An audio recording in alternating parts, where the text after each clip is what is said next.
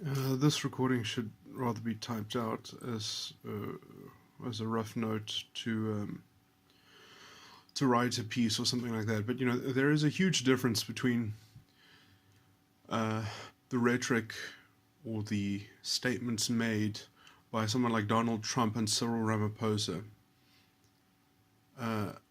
This idea that Trump, is sort of dog whistling to white identitarians or some bullshit like that. The only thing that Trump has actually ever done in terms of his message and policy is to divide foreigners from native citizens.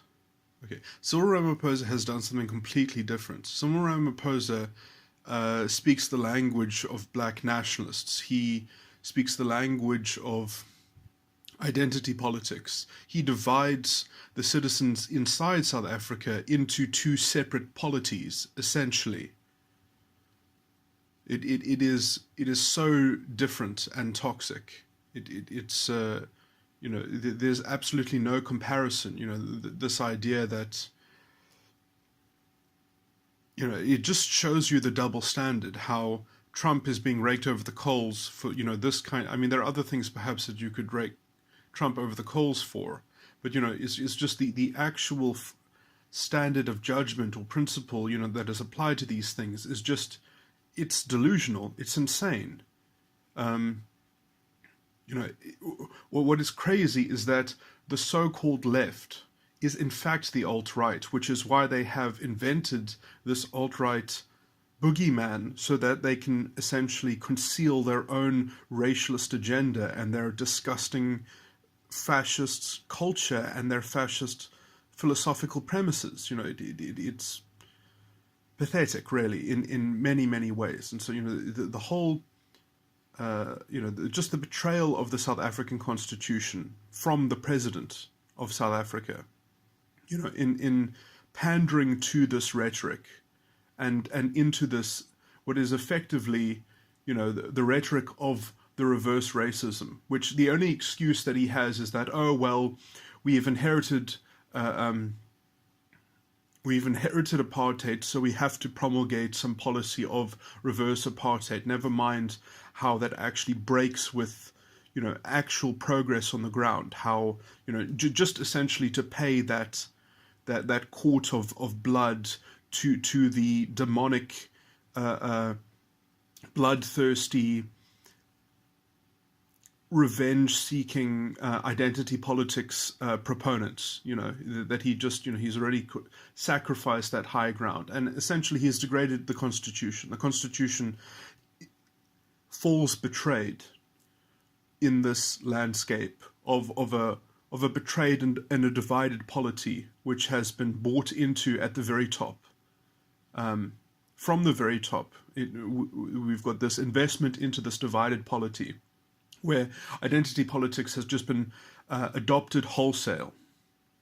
Never mind its stark contrast with the founding principles of the new constitutional dispensation. It's just, it's effectively, it's dead. And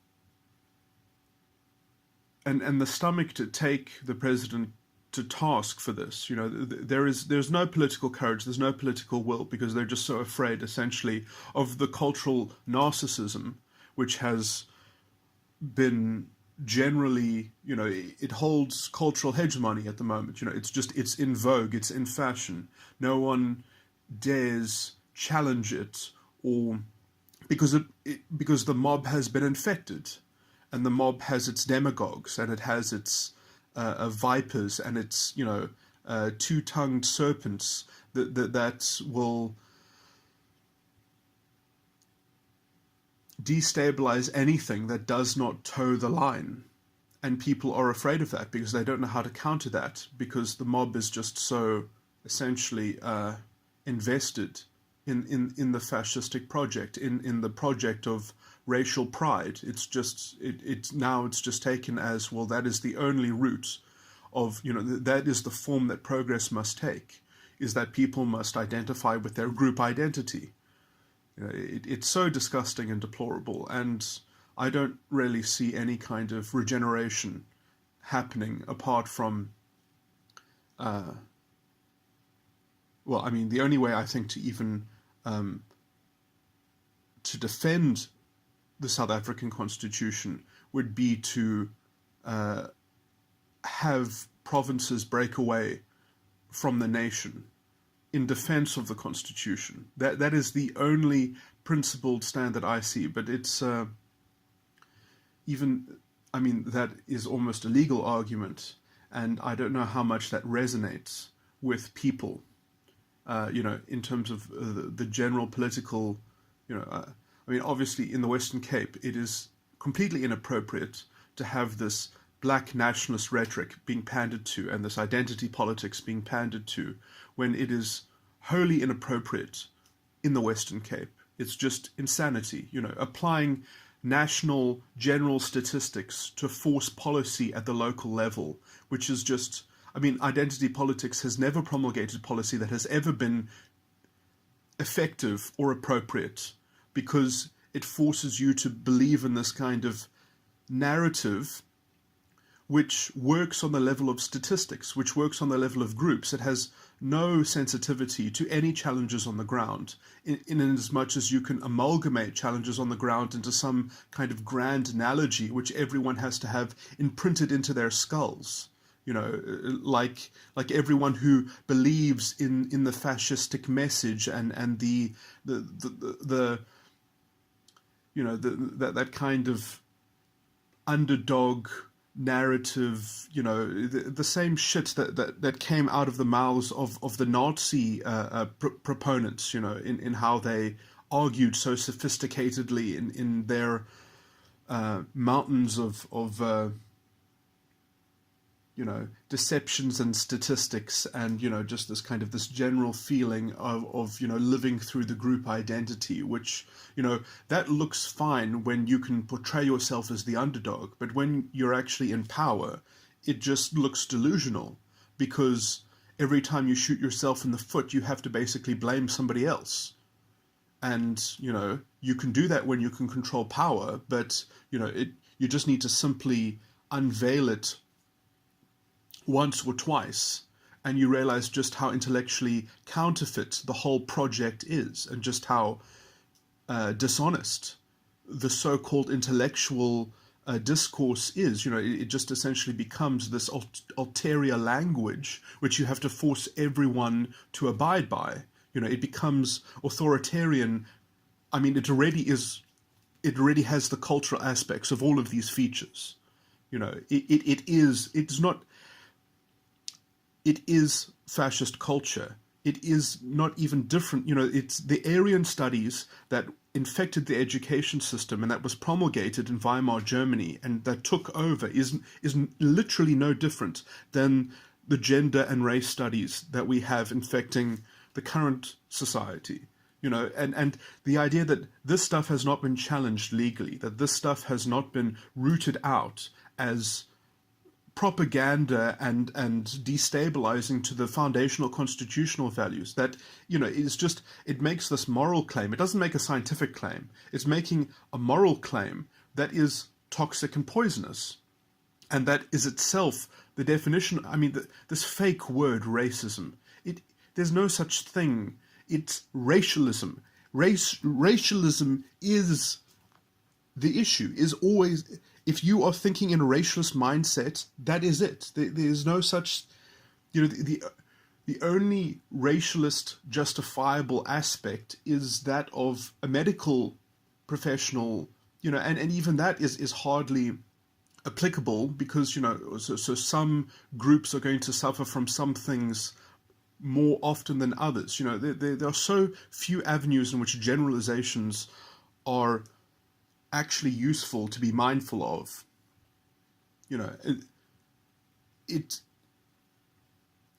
Just the level of conflation, just to sort of get into this narcissistic spiral, essentially, because it can feel good, therefore, that you're going to make progress when you do some kind of zero-sum damage in a system. It's ludicrous. I mean, people wonder why we've made so little progress. I mean, essentially because the corrupt politicians have been able to double down and to provide this route of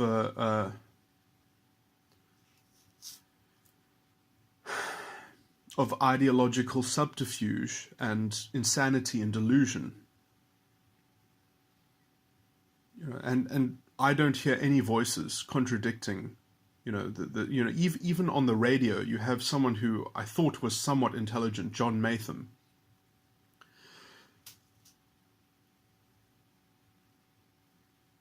Apply some sort of arbitrary standard of national, I guess, demography on some local school level or something like that, which is already disproportionately representative of black students. It already has too many black students. I mean, does he not know what he's talking about? Does he not know that he's talking about the Western Cape? I mean, the demographics of the Western Cape are not the demographics of South Africa.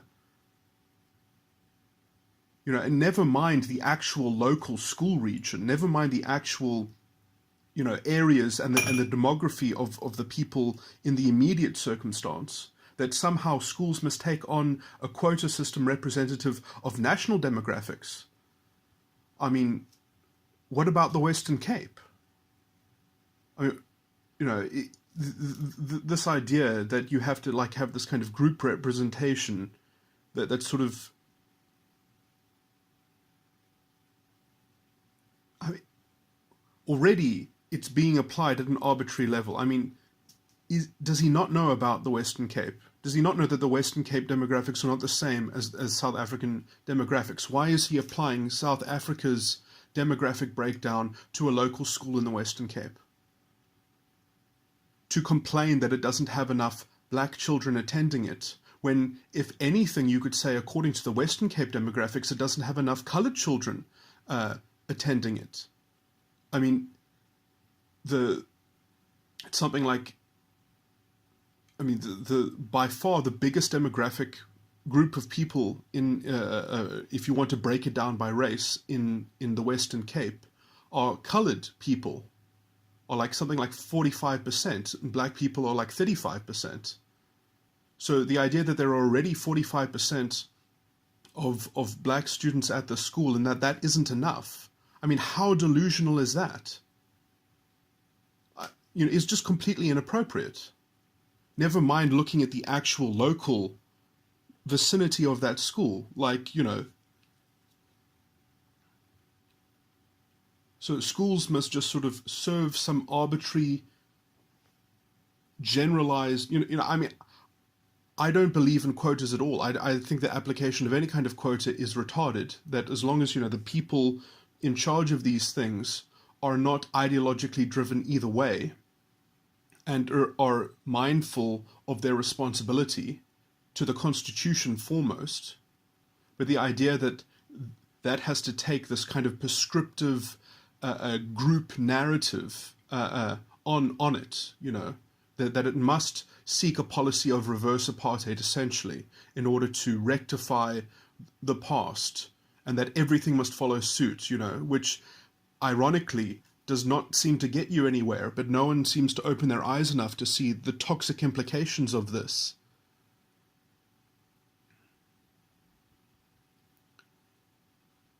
So, I mean, there's a huge fundamental disparity here between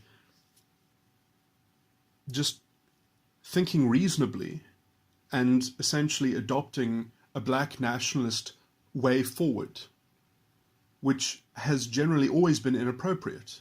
I mean, it might work at rallies, it might work at fostering hate and fostering a religion of race relations, which is effectively what identity politics is. And it might do very well at completely destroying the ideals and the principle of non-racialism. Well done, promulgating that on the radio.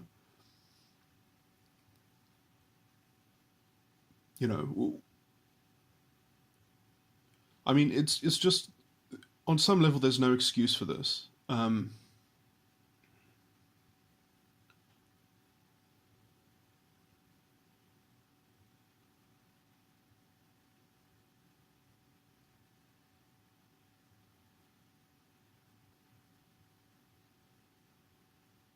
The level of conflation that happens,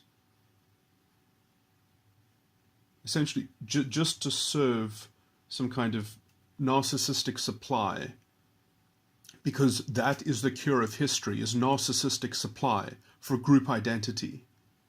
It's a form of a kind of collective delusion. Uh, um, but I guess this is what happens when your society is subject to the reincarnation of Hitler with a black skin.